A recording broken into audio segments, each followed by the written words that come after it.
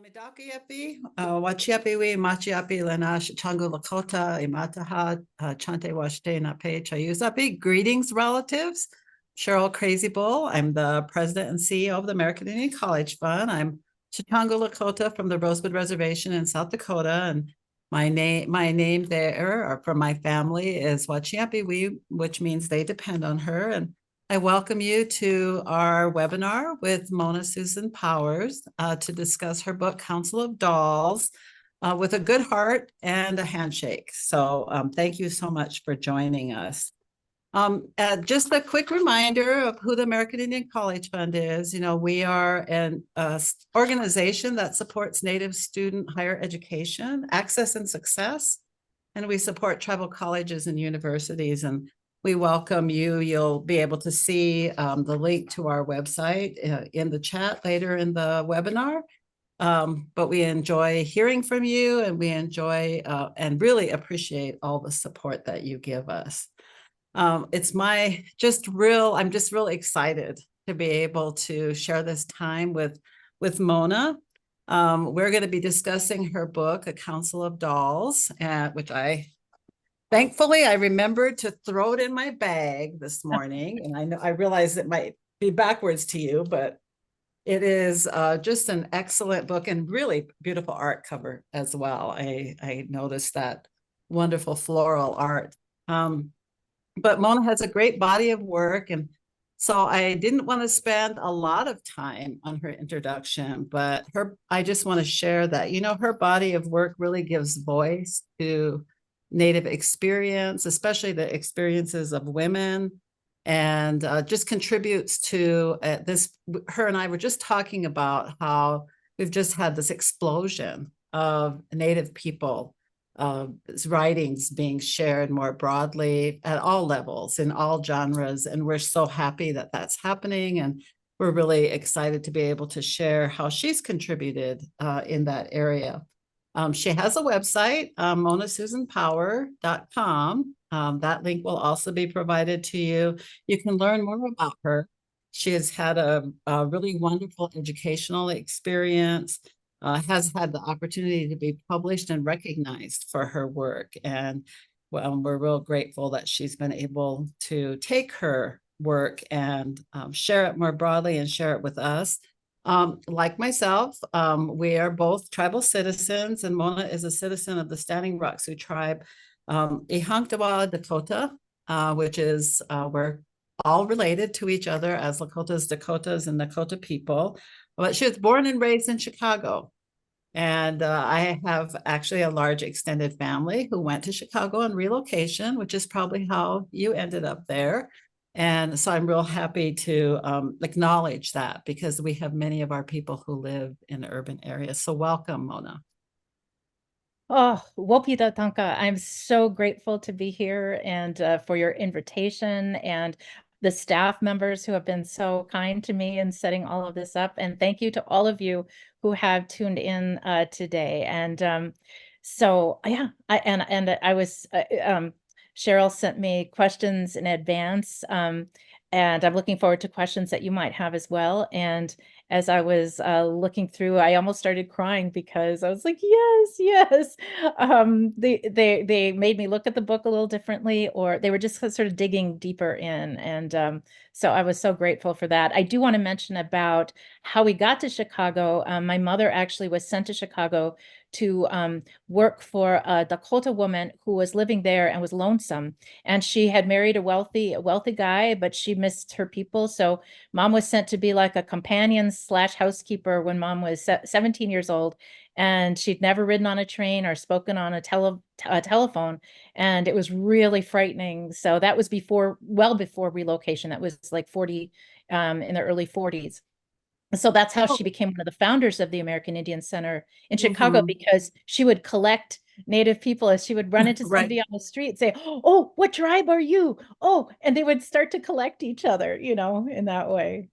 Yeah, I think that's a very tribal thing to do. Yes. Right. I hear that story about different families when they move into urban areas, that they put that effort into finding each other, sometimes in the store. Yeah. Sometimes, just real, not necessarily an invitation somewhere, but running into each other. Yes. So I appreciate that. Mhm. And thank you for mentioning the questions. Question and answer. So in the question and answer link at the bottom of the webinar, you will see that you can add questions. We'll try to get to all the questions. Some of the team members are helping answer them. And some of your questions may get answered as we visit. And if not, we'll still do our best to type an answer and get that to you. So the questions that we have, I really want to thank my colleague, Dina Horwedel, who's our Director of Public Education. She helped create these questions, so I'm glad that they resonated with you. They're kind of long questions, so I asked the people who are joining us to kind of listen carefully, because you did have the advantage of having them Yeah. before. Yeah. And so you'll be able to speak to them, but just so others will listen to the question. So the first question is, we know that the women and girls in your story, along with the dolls, are closely tied to your personal experiences, and that you've shared that they appear to you in ways that insisted that you tell their stories, which is a wonderful, I think, way to help us understand writers. But the dolls help the girls express their emotions and help them disassociate themselves from the violence and abuse that they are witnessing and experiencing. So, these are very tough topics. So we're interested in, did you feel that using the dolls as a structure kind of helped you bear witness in a way that, perhaps was safer and helped you bring out our people's historical trauma? And then related to that is that we know that using the dolls was kind of reference point. So how do you want non-natives to hear the way that you use the dolls and the girls and then the women that they become, to share your story? Did you intend the dolls to help with that? Thank you.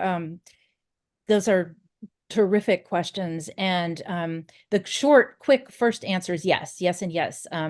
Uh, but to dig in a little bit deeper, I want to first talk a bit about how I work as a writer, and I'm a very intuitive writer. I feel as if I don't get to choose my projects. They choose me. And so I'll have a character show up in my imagination, in my head, perhaps speaking a few lines in my ear or showing me, it's as if they're showing me a small film of something that's happening to them. And so it's as if I'm being given pieces of a puzzle that I have to then solve. And so at first, I don't know what any of it means. I don't even know who these people are or what their story is, though they tend to be indigenous characters. For example, a short story I wrote years ago that launched my first novel, The Grass Dancer. It's a story called Moonwalk. And I was in the hospital and I was asleep, and something woke me up, and I noticed that there was a Dakota woman standing at the foot of my hospital bed, and she was dressed in this gorgeous beaded buckskin dress, and she was dancing in place.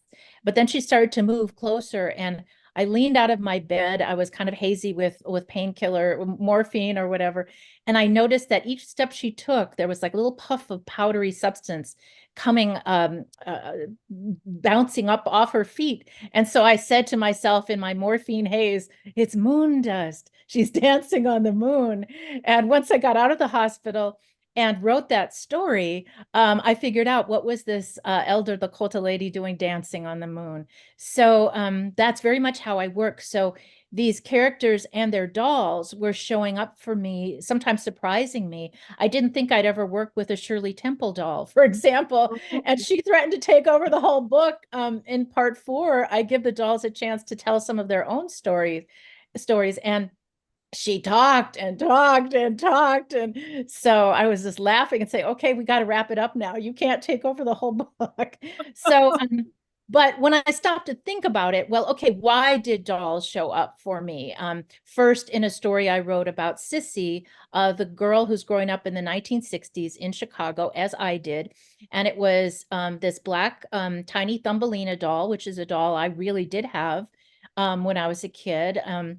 And And I started to see that, well, first of all, each one is distinctive. Each doll is distinctive to a different era. So it helps me just historically to separate them in that way, and underscore that these girls are growing up in different times, different time periods, going through different, very different experiences, experiencing their indigenous backgrounds in very different ways, given these different eras. Um, but really, when you boil it all down to it, more than anything, I think dolls showed up because personally in my life as a child who was always hypersensitive, my mom called me a sponge because she noticed I would pick up everybody else's emotions and I'd be trying to caretake people even I was like 2 or 3 years old. I couldn't handle all of that sometimes. I didn't know how to handle the anger around me or the rages that were sometimes there. And so I would turn to the realm of the imagination. I would imagine myself into other stories, or I would use a doll to play out that scenario with me and pretend they were my baby that I had to take care of. And so I didn't know how to take care of myself, but I knew how to take care of someone else. So I could take care of that doll. So they showed up to be those imaginative allies for these girls. Um, and I have to say, I don't consider audience when I'm first writing at all. Uh, my characters are my first audience. I'm trying to find their truth and feel that, okay, this is right. I'm on the right track. After the fact, I'll think about audience. And I guess I was hoping that just whether the reader was native or non-native, they would be able to identify with perhaps a strategy of their own as children, um, not able to handle something, having a hard time. We rely so much on other outlets, maybe sports, or for some of us, it's the imagination and art, singing, dancing, writing, and just or just playing, create, and a lot of kids don't have toys, and but you just use little stones, you play with whatever you can find out there in the world and just make up the world that you want to be in. So I hope people would just identify with that need that kids have. Yeah, important because I think about my own experience where I was raised in a family where my mother believed that if you had, for my boys, it was Care Bears because of their Yeah. that that helped with security and nurturing, and I see that in my grandkids and great grandkids that their parents do that, and so I appreciate that can give you security and a companion. That can be really important. And I'm not surprised that Shirley Temple wanted to take over. I mean, she is an actress after all. Exactly, Right? exactly. Yeah, give me my voice, give me it now. That's really a good way to describe her because I could see that she wanted to take over. She was insistent that her Whereas story be told. just one final note about the dolls, Winona, the Dakota doll, she was very difficult to get to know. And as a character, I was Oh, trying to learn who made her, who first created the first original version of her when she was decorated with porcupine quills, not with beads. And mm. it took a long time. I had to keep writing and writing, trying different things till I hit upon her story. It felt to me that because again, my characters are very real to me. I feel the spirit of them has existed in some way, in some form out there, and that she was the most traumatized of these dolls. She had just seen too much. She'd been at the massacre at Whitestone Hill. It was too much, and so it's almost like she was waiting to see if she could trust me, if I was really going to be patient and really work to find her actual story. She just was very shy and standoffish. Yeah. You know, thank you for sharing that because I think she represents an era that is our grandmothers and great grandmothers era, that time when there was so much violence in the world around Yeah. them and so much loss. So I thank you for sharing that because when you carry that, you do have to deal with trust. Yes. And so, yeah, I think that that's really a good way to describe her. So in our next part of the story, I think what we were trying to get at was in with Cora. So Mhm. Cora is very concerned about the dangers of routine and oppressive monotony. So she really looks at the differences between colonizing and indigenous cultures, tells the story about the puzzle that her dad made to Mhm. help her see her place in the world, which is another wonderful image. And I think about, you know, that natural feel that wood has, and how that can connect you with creation. But then she talks about her experiences and the philosophy and the climate at Carlisle boarding school, um, showing that those cultures are very different. And so that, you know, that really has a lot of influence on the experiences of the girls. And they have a lot of really, I think, strong responses to it. So can you talk a little bit? I think one of the things that we want our participants to hear is kind of how you're seeing where these conflicts come from and their impact on us. Because they're in so many ways. They're about the land, they're about religious practice, they're about how we see kinship. All of those things were really impacted by that boarding school experience. Oh, absolutely. And I was experiencing that too in my educational experience. Even though I didn't go to an Indian boarding school, that was my mother's generation and my aunts and uncles and then my grandparents' generation. Um, However, I was always the only Native student in every school I went to until college. And even in college, out of a class of 1,600 freshmen, incoming freshmen, two of us were Native American, and the other person really hadn't been raised within knowing what that meant. So there, so I was constantly moving from one worldview at home and in the Indian community, whether it was visiting relatives on Standing Rock or other Native communities in the country, or at the Indian Center in Chicago. There was that worldview and those values, and then this what I was being taught at school. So it was in my face from the time I started going to school, the difference, just completely at odds with each other sometimes. So basically, foundationally, there's just a different worldview. The Western model way of thinking of the world and the indigenous way. And how I would describe it is that, or at least what I was taught was that the importance of humility, living even with the rest of the world and its beings, versus from this position of domination, where we set up these hierarchies of what beings are the most important and who are we going to admire the most and who will matter the most, et cetera, et cetera.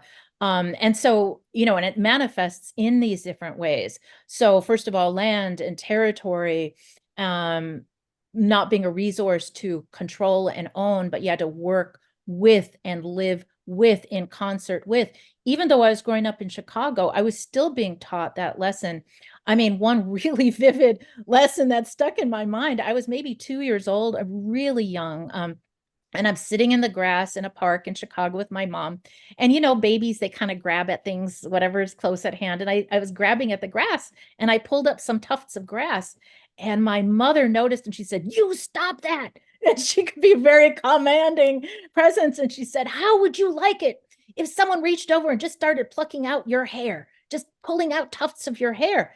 That was a terrific Right, example. And I, right. that you don't just walk through the world and grab at a branch and pull out the flowers. And no, they have their lives and their feelings, and that's kind of reckless. And I started crying and apologizing. I was trying to put the tufts Mhm. back, the blades of grass back. But and she would tell me stories about how she was taught this, that in hungry times, they're growing up in the Depression on Standing Rock, and nobody has much food, and everyone's sharing, though, because as she was taught, because we descend from a line of hereditary chiefs, and my grandmother was always saying the chief's family eats last. So we have to share anything that we get, even if that means, yes, we're going to be hungry. But once the kids, they were out scrounging for roots, for whatever they could find, and they came across this little catch of beans that I guess field mice, it was, or some little critter had gathered, and they took that home to put in the soup, and Grandma chewed them out. She said, "Oh, you don't steal from what are they going to have? And she did keep some of them, but she said, okay, put some of these back and here's some parched corn that you can give them too. Just that made such an impression. That's how to live in this world. And of course, being Dakota, I was taught that we are the most generous people of all. But of course, I would extend that to, all Indigenous people, at least that being part of our value system, that you share what you have. And hoarding is one of the worst things you can do. So I laugh when these billionaires are just given all these platforms and people just, oh, they know everything. We can learn from them. And I'm thinking, no, they need help. They're sick. Mhm. Who needs more and more and more? That's a sickness. That's not something to be admired. And yeah, that's in quite contrast, to the Western mind.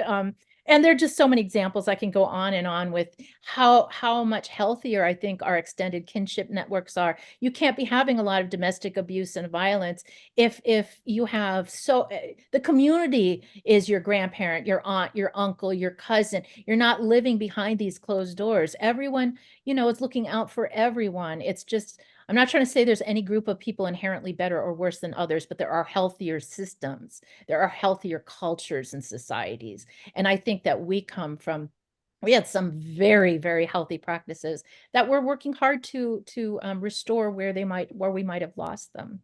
So yeah, so I don't know if I'm getting to this, but that's what I was always wrestling with. And so there it is in the book. And you see these characters having to contend with it when they also are being taught, these very contradictory messages. Yeah, so they're encountering systems that take land, take resources without asking, uh, remove people from their families, and punish them for being lonely. Yeah. So I think it does really make sense. I like to think that your experiences, people, that we're still of a generation where there were a lot of teachings. Nobody said to me, oh, this is what the Lakotas do.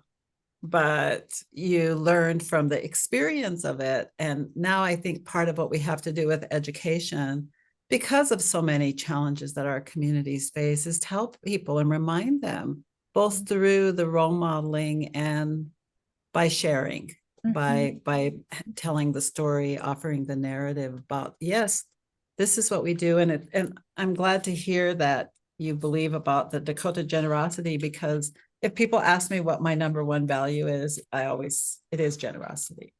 Be generous with your knowledge and your time and resources. I'm going to go on and talk a little bit more about Cora as a central figure. She had that experience that I think many of our relatives have shared with them. They end up in a boarding school, and are just they have to comply. They have to obey whatever the rules are, at the risk of, mental and physical abuse, just, really challenging things happening to them. And Cora is very troubled because she felt like she was being forced into an obedience that she did not want to comply with. So what do you think of, why do you think that she felt that way? And can you discuss how shame can be discarded? I think you almost started hinting at some of that in your last comments about, the restorative work that we're doing. Yes, and I'm always going to be, my starting point will always be coming from, of course, my experience, my family's experience, and what I was taught. And what I understood was, what I saw for myself was, we're a family who've always been very proud of our indigenous roots, of being Dakota. And I mean, that was always the first thing anyone would find out about my mother. And that's the first thing anyone would ever find out about me.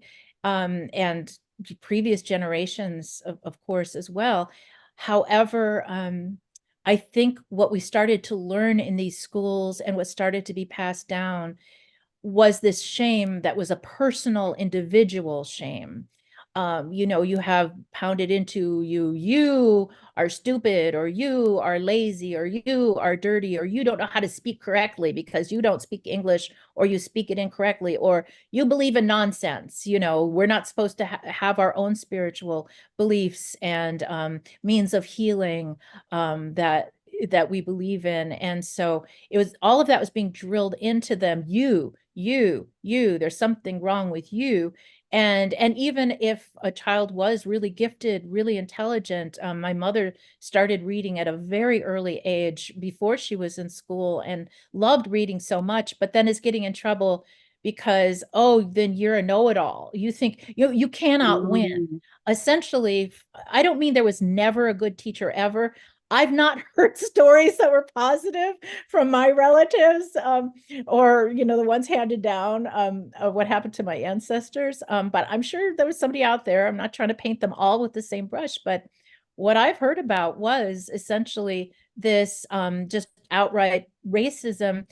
Because you are in Indian, there's something inherently wrong with you, and that's why we have to remake you into something else. And these kids are just being inundated with this day, especially those that are at these boarding schools. They can't go back home that same day. The way I could return home at the end of the school day and then, have a different way of looking at things reinforced in me. So I could kind of choose from both sides. And so, that would had just a devastating impact on, some of my relatives, including my mom. And they developed these just horrible inner scripts that were so hateful. So, constantly tearing them down. And I inherited that myself. If you ever make a mistake, that little voice says, well, of course, you always make mistakes. Rah, rah, rah, rah, rah, rah, rah. It does. You look at all the opportunities you had in this life, and you're still running around doing the wrong thing or making a mistake. Or if you do something good, it says, well, you should finally accomplish something. My goodness, and on and on and on. It's so destructive, and it really can bring on a lot of or exacerbate mental health uh, issues. And that was certainly my case. And so, Cora is, I think, getting at some of that she could sense bad things are happening here. It's like we're being forced into all these unnatural ways of living and unnatural ways of thinking, and this isn't good, but she feels powerless to change that. And it's just so tragic, especially when you see Jack, her beloved Jack, and all that fierce Dakota spirit that is in him, and he's determined to hold on to. And he does always hold on to a little tiny bit of it, but you just see the unmaking of someone. And he's just such a tragic figure to me, very much inspired by my grandpa on mom's side. And I just wrote with so much love for these relatives and ancestors of mine, just hoping, I don't know, hoping to help their spirits in some way, by showing compassion and dealing with them and their stories. You're giving voice, though, for those of us who are here to those experiences. So I think that's really powerful what you shared about Cora's, experience from how it felt to you is so much what happened to in our generation, still a lot of boarding school survivors and people who went to boarding school, not just our parents or grandparents, and the incredible loss of identity and the loss of family connection. Just I believe strongly that we are overcoming that, but it has done a lot of damage. So being able to name it, that's one of the things that words have power, as we know. And so I do think being able to name experience like you're doing is really powerful for all of us. So I'm going to talk a little bit about Cora, excuse me, when she gets pneumonia. She gets visited by a woman who has a lot of pain, a lot of wounds that are visible to Cora. And she comes and tells Cora that there can be no true healing without remembering. And then she shares her own pain. Um, as you've shared, and we've talked about, this book is a way of remembering. Mm. So in addition to returning to traditional knowledge and practices, which is much of what you've been talking about, many of our people are using tools like writing, film, and art to approach their own and our own healing from intergenerational trauma. So this kind of goes back to an earlier question. And I'd like for you to be able to share how you think telling the story helps us as Native people, but also, as we know, it has exposed our stories to a much broader population. So, what are your thoughts about influencing and being present in that space? Such a good question and so much to say. And first, I want to say a little bit about the injured woman. When she first floated into the scene, I was writing about Cora. Cora has pneumonia and is dying of pneumonia. And as a Mhm. little kid, I had double lung pneumonia, and I was apparently, just barely. They caught it just in time. It was really dangerous, and so I knew what that was like, where you can't focus on television or anything but Mhm. fighting for breath. Every moment is fighting for another breath and another breath. And so I was really vividly in that moment, that memory, working with Cora, and it's happening to her, but now she's, far from home, and the all of the healing, those who would help her aren't around her. So she's in this foreign school, and just fading away. And here floats in this spirit. And I didn't want the injured woman to be in the book. I tried to kind of push her back. Now, I can write anything, of course. I'm the one controlling my typing fingers, but it felt wrong. She kept insisting on being in the book, and it took me a while to understand fully what she represented. And why I didn't want her in the book was that in that moment, I was thinking about audience. I was thinking about Indigenous readers.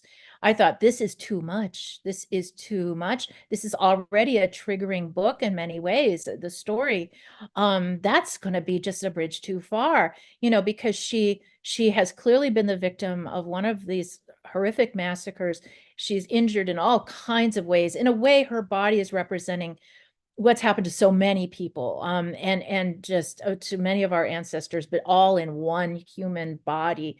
And she's picking at these wounds to keep them open, not in any perverse sort of way. It's for a sacred purpose in her mind, because she can't bear the charade of so-called healing, that when our flesh is harmed, if it doesn't kill us, it's going to scar over. It'll look like it's healed, but that whatever caused that injury is still there. There's flesh memory, there's DNA memory, it's still, the harm is still there somewhere in our spirit.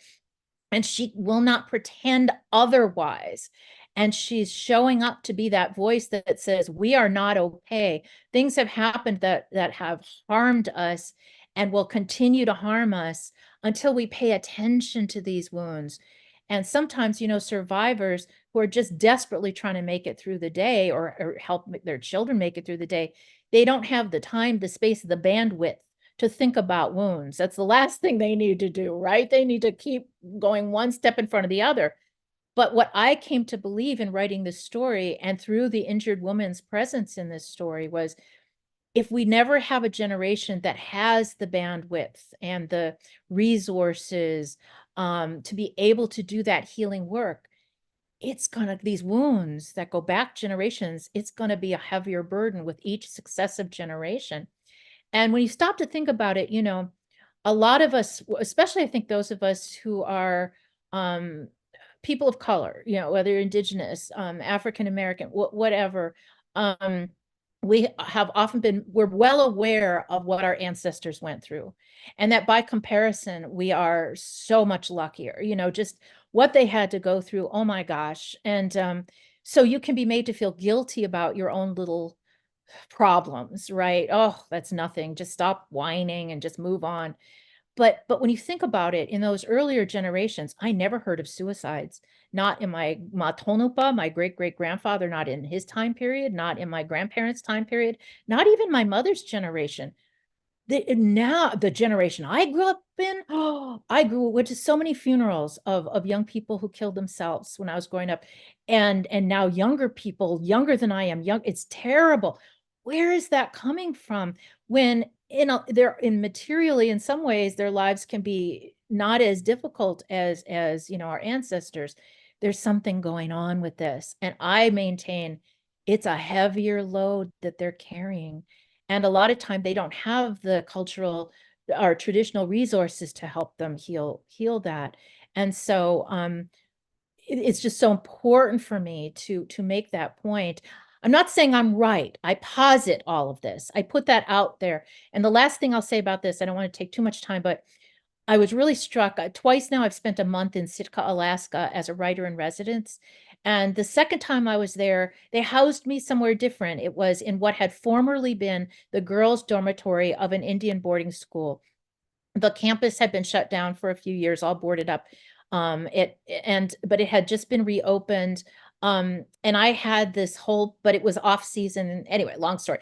I had this whole building just to myself and one other collaborator, fellow artist, and it was such a haunted, frightening experience. What was happening in that dormitory.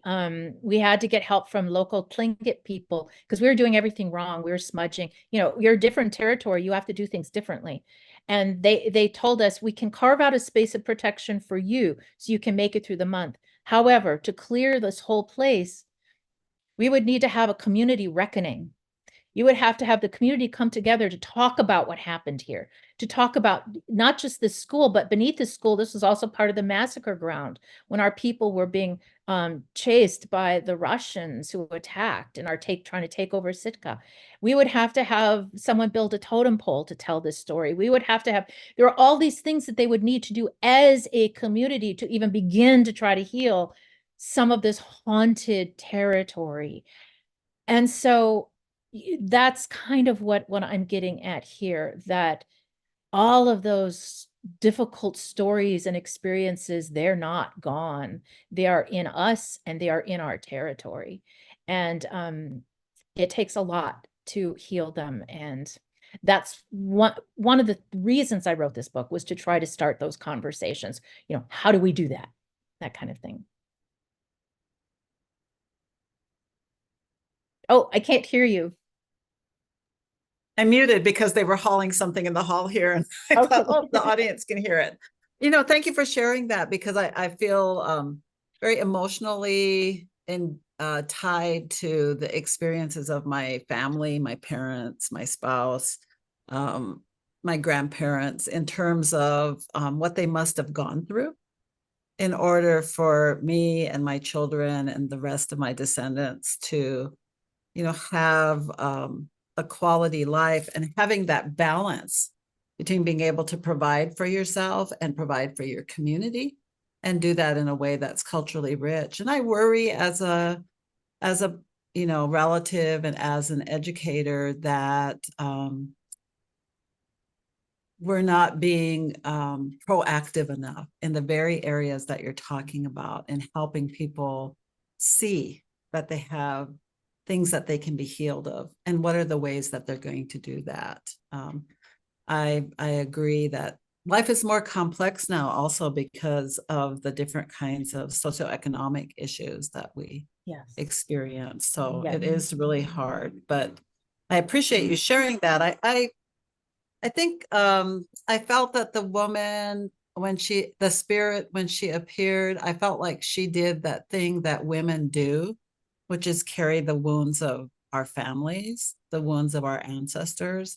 And Yes. so we have to do a lot to support each other. And so didn't really, the whole book actually had like that kind of experience for me. And I think for a lot of other people, but I want our listeners who are not Native to understand that they can be our allies, and they can be supportive of our communities and our people healing. And the work that I do, I think of it in that context, provide for yourself and your family, your community, with your education, especially if your education honors your identity. And so not just tribal colleges, but in other places as well. If I could So I just could just, jump in, just to yeah. piggyback off of that for 1 second. Sometimes I think, especially within Native communities, this idea of self-help and self, healing the self can really rub us the wrong way. It sounds selfity self, it sounds like the wrong kind of work to do. But and certainly it can go too far, and be the unhealthy kind of selfish. But I did just want to put out there that I finally did start really attending to my own healing and made a lot of progress, especially by late 2019, changing that ugly, horrible inner script. And it was Buddhist writers who helped me do that, with exercises on retraining the mind, even though I'm not Buddhist. And now I feel that in doing so, I still make mistakes. I'll always be a work in progress, but increasingly I feel in my little community, my little world, my little kinship network, I provide more of a sense. I have more stability in my life that offers more stability to others. I can be there for others more often in a better way than I could before. And so all of that, working on the self has actually made me, I think, a better citizen of the world who can offer more than I did before when I was just so overtaken with my own woundedness. So That's a good insight. To be a good relative, you have to be well so that you can show up for others and they can show up for you. So I think that that's part of our teachings that's really important. And so that leads me actually to Sissy as a woman. So I think related to what you're sharing here, she changes her name, takes her own identity, and her dolls, of course, show up and tell her a little bit more about what they saw. And that allows her to, I think, create a more truthful narrative for herself about her experiences. And because Jessie, Sissy had such a fraught relationship with her mother, and then, of course, her mother dies very tragically, and in the midst of perhaps being on her way to do harm, more harm than she had been doing to her child. And the doll sees something and tells Jessie what she saw. So that helps Jessie understand more about her mother and other women. So so I think this is related to what you were sharing earlier. They have love for her. Jessie has this opportunity to see them as being healed, that perhaps in the spirit world they perhaps are healed, and that her experiences and them, which is I think really interesting, can give her a lot of strength. So we're curious, and I think it's about what you were sharing. Do we have to have stories of trauma until we heal ourselves? That's a great question. I don't know if I know what the true answer would be. I was somebody who was always drawn to the sad stories. Just personally, I memorized when I was 12 or 13 the entirety of Romeo and Juliet. I mean, I loved poetry. I loved anything with rhythm. And so I took to Shakespeare, even though I didn't understand most of what was happening. But I always liked the tragic stories. Somebody dies, not in real life, of course, Right. And I think I was drawn to those because deep down, some part of me knew I was contending with a lot of loss in the family. The losses my mother had gone through, the losses for generations. And so I needed to understand what these stories were, what the damage can be, and that it's harder. I've there are folks who sometimes try to paper over problems and say, just with the right attitude, we can just be fine.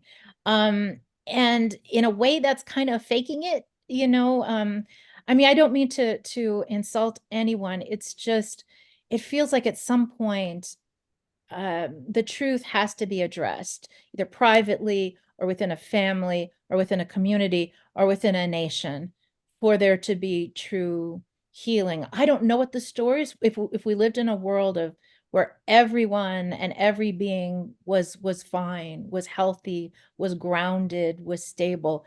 I guess my imagination isn't large enough to know what that world would be like and if we would only have happy stories. And so I don't know. But until we get to that point, I do think, we also need to have humor to give us relief. I don't want unending sadness and trauma and tragedy by any means. And even in this book, I was happy that there were moments here and there. There's still humor, the kids can be kids Mhm. and they can be funny. Or Prince. I was so happy when he flew in unexpectedly into part 4. He's a cockatoo and named after Prince. I live here in the Twin Cities, and so I was a fan though, even before I moved here. And I came to understand he showed up because he was my fictional emotional support bird. When I Oh, was writing sections that were just really hitting so close to home and making me cry, and he would make me laugh. He would just make me laugh. So, we definitely need that humor by all means. And I used to uh do little skits for my mother when I was a kid. I'd put on, a scarf or something. I'd turn into other characters for her to act things out when she was sad. So, yeah, we need to balance it all out. But for me, I'm just drawn to the all the sad stories, trying to understand. yeah. Yeah, I think understanding so that we can not just be healed, but be there for others. I think Yes, that that develop helps, gives us compassion, empathy. understand Yeah. why they are doing the things, not to excuse it, but just put it within a more complex a truer context, so that we are judging each other so relentlessly these days. Just the judgment, the judgment, the judgment, the judgment, and that never gets us anywhere good. I remember years ago, I was watching some talk show in the 80s, and a therapist said, shame never creates meaningful change. And I grabbed my journal and I wrote that down, and that has just stuck in my head, that judging and shaming and the pointing of fingers and the shouting back and forth gets us nowhere good. Um, and I wish we could all just take a step back more often and breathe and just try to deal with each other a little more respectfully. No, I think it's very much a Dakota teaching that you pray for others with compassion, with understanding for what they go through. Yeah. Um, I think that that is very much a tradition, uh, an experience that others could have as well. So I'm going to go to some of the participant questions, just in the interest of That's managing some of great. the time. So these are somewhat related. Advice for writers, and are you working on a new book? Yes. Before I get to that, just quickly, I wanted to say the importance of, we were talking about developing compassion and what have you. That's why I structured the book the way that I did. At first, I thought, when I realized it was going to be beyond just the sissy section, which I wrote first as a short story, that it was going to be a novel.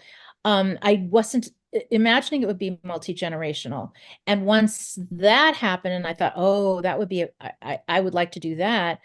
I thought I'd do it in chronological order. So we would have started with Cora and then moved to Lillian and then finished up with Sissy and then Sissy grown up. But I thought at some point as I was working on it, oh, wait a minute. I don't want to villainize any of these parental figures. I want the villain of the piece to be colonization. So if I switch up the order, you might be judging a parent, but then in the next section, you see them as a child and you see who they were and all the promise in them and the sweetness in them. And then maybe you'll not be judging them as much. So I was trying to remove some of that judgment of these characters. But now, and to the question about advice for writers, first and foremost, of course, is just the basic is to read and read and read. That's how I learned so much, and many of us learn the craft of writing, whether it's fiction, poetry, creative nonfiction, whatever genres you're interested in, writing plays. You learn from what others have done. Not, you might break out and create your own mixed genre, your own new sort of form, which is fantastic. But usually it's good to have that sort of that undergirding of just craft education. And so, you don't have to take classes. You can just learn by being a reader and by reading as a writer. So when I was told that by a teacher I really respected and trusted, that my stories weren't always told in the best order, that I might want to play around with the order in which I told a story, I turned to Alice Munro, who I love her short stories, and her short stories break all the rules. They'll feel like novels packed into just a few pages. And I was trying to think, how does she do that? How does she move through so much time? How does she switch points of view? How does she just stuff so much into these short pages?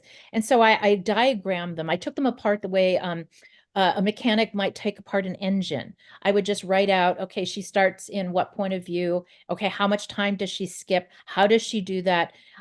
Just really going in like that to analyze a piece. And I adore Louise Erdrich's writing. She's my favorite writer of all time.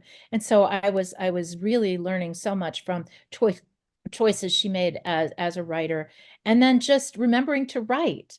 Sometimes as professionals, we're busy doing all sorts of other things, and you're like, oh wait, I have to factor in some writing time here. And so, and am I working on something new? Yes. I've gone back to the novel that I was writing in 2014. The idea first just came to me. It was a title that was given to me out of nowhere. And the title was, it's very long, it's just the working title: Harvard Indian Seance at the Lizzie Borden Bed and Breakfast. And I thought, oh my goodness, that's a story I want to figure out. And I spent many years in Cambridge, Massachusetts, and in Massachusetts. And since the TV movie about Lizzie Borden came out when I was about 13 years old, back in the 70s, the one with Elizabeth Montgomery, I've been fascinated with the Lizzie Borden case. So I received a wonderful literary fellowship. I think it was the one from the Native Arts and Cultures Foundation that helped me fund a trip back to Massachusetts. I invited two dear, my writer friend, my Choctaw sister, Leanne Howe, and Andrea Carlson, wonderful, brilliant Ojibwe visual artist. I invited them to go with me, and we spent a night in the Lizzie Borden Bed and Breakfast. I used the funds to rent it out for a night, and we had a very intense, very interesting experience. So I was working on that book, and then this one, A Council of Dolls, just nudged that one out of the way. It just Mm. like it demanded to be written and written now. And this was in 2021. And as I was telling Cheryl before we started here today, I didn't know why that timing. But when I finished the first draft of it in May of 2021, within less than a week after that, the news broke in Kamloops, Canada, about the discovery of a burial site of former of Indian children who'd gone to their residential school. And then the news was popping up all around Canada and here in the States of other burial sites like this discovered of former Indian boarding school students. And of course, I'd always known about the burial ground and visited the burial ground at Carlisle. My mom took me out there when I was about 13 years old to see that. And so I thought, oh, this is the time for this story to be told. And it's been so heartening to hear from readers, their reaction from many Native readers. They'll tell me, now I understand some of the family dynamics better.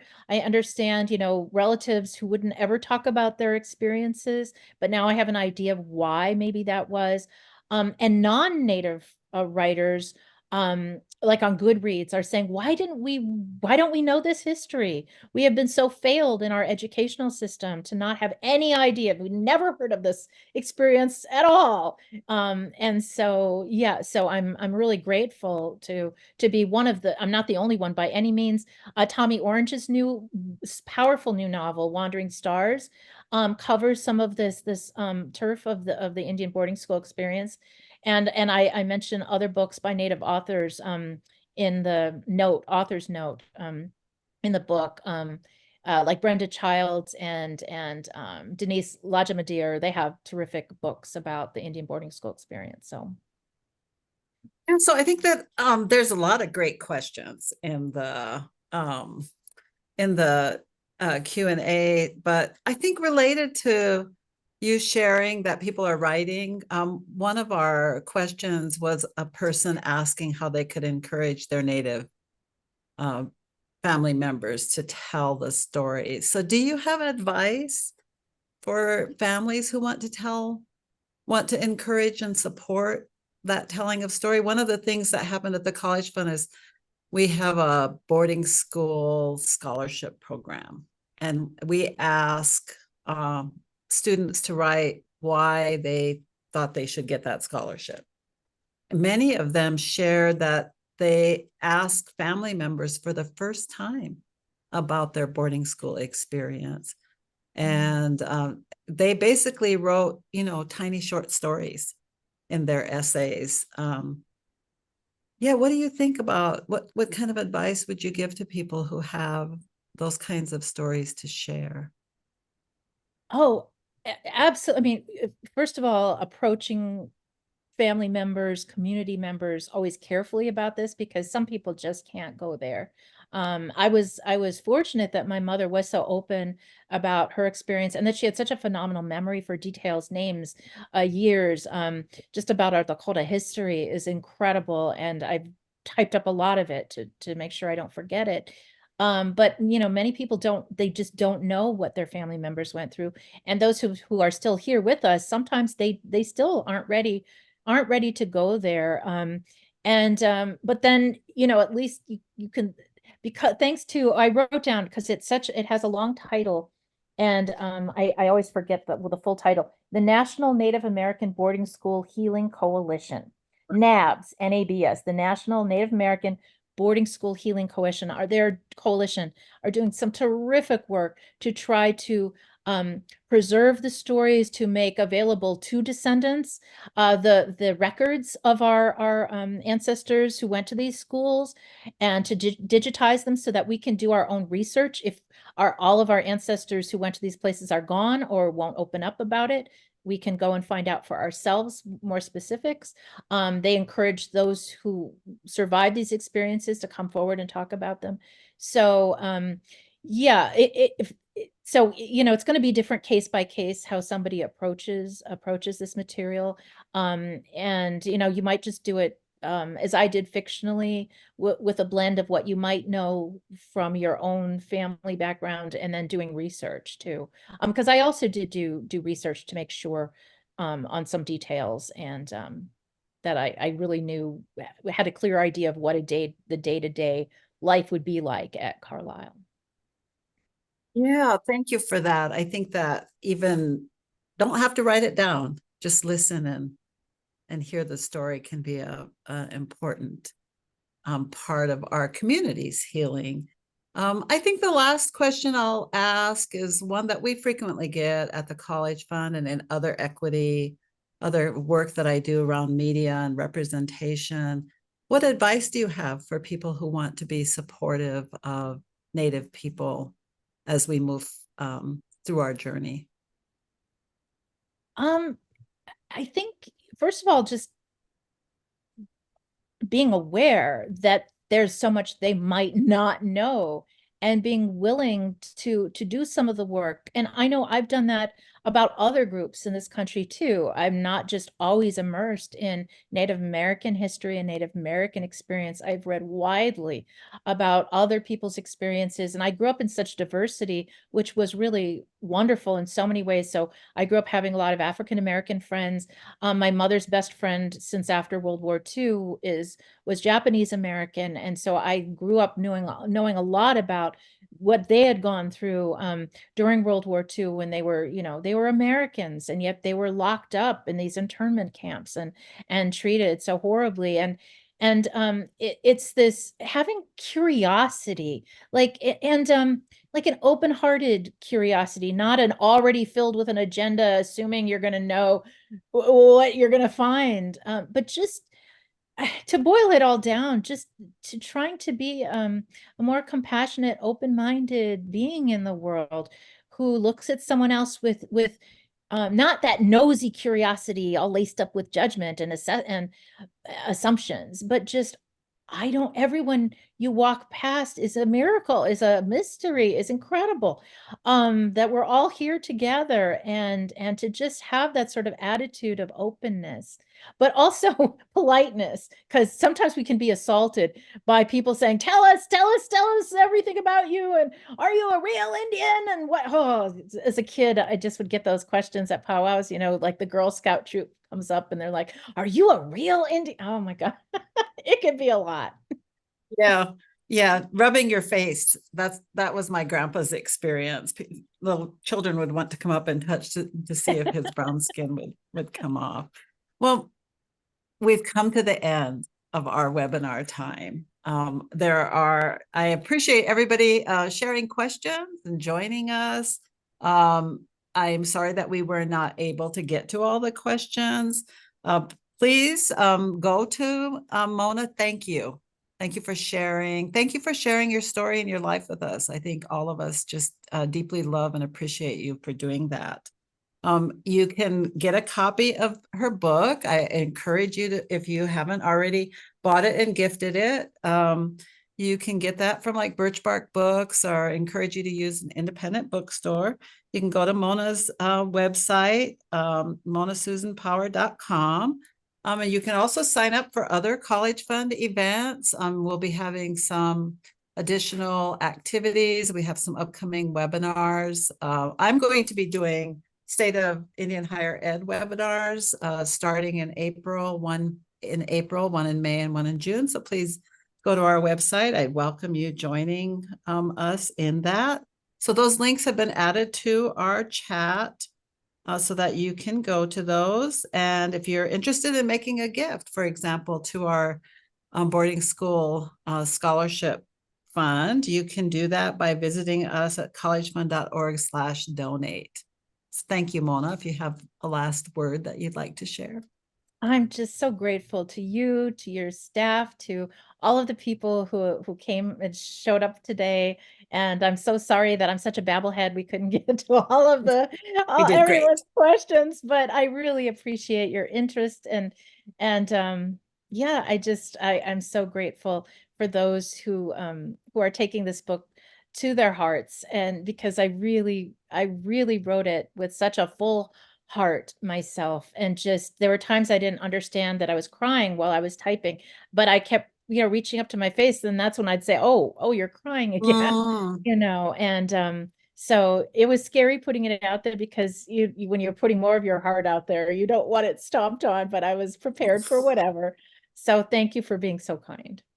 Thank you. Thank you again. Wopila, everyone, for joining us.